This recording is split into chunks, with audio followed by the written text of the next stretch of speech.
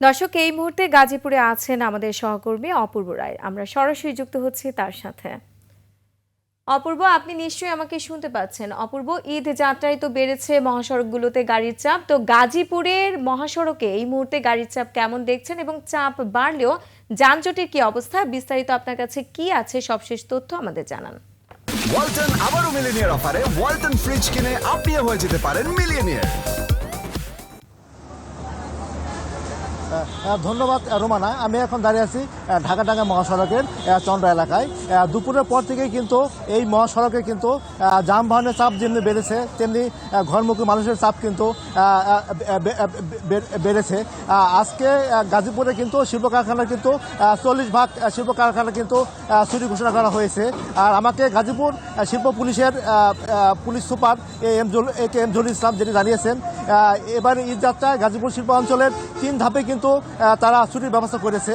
গতকাল কিন্তু গাজীপুরে 10% কারখানা ছুটি ঘোষণা করা হয় এবং আজকে দুপুরের পর থেকে কিন্তু 40 ভাগ কারখানা ছুটি হয়েছে এবং বাদবাকি 50 ভাগ কারখানা কিন্তু আগামীকাল ছুটি হবে। এবং আজকে দুপুরের পর থেকে কিন্তু কারখানাগুলো ছুটি যেগুলো ঘোষণা করা হয়েছে সেসব কারখানার শ্রমিকরা কিন্তু বেরিয়ে এসে তারা মহাসড়কে এসে অবস্থান নিচ্ছে এবং যার বাড়িতে যাওয়ার জন্য তারা কিন্তু যেতে শুরু করেছে।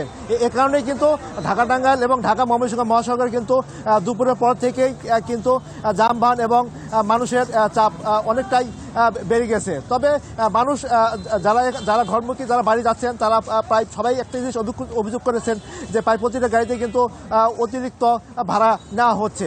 আর এখানকার স্বস্তির খবর হলো আজকে গাজীপুরে আবহাওয়া এবং ভালো এবং বৃষ্টিপাত এরকম হয়নি, যার কারণে কিন্তু রাস্তাঘাটও কিন্তু অনেকটা ভালো, যার কারণে কিন্তু এখানকার ঈদমুখী যারা মানুষ ঘরে যাচ্ছেন তারা অনেকটাই স্বস্তি নিয়েই যাচ্ছেন।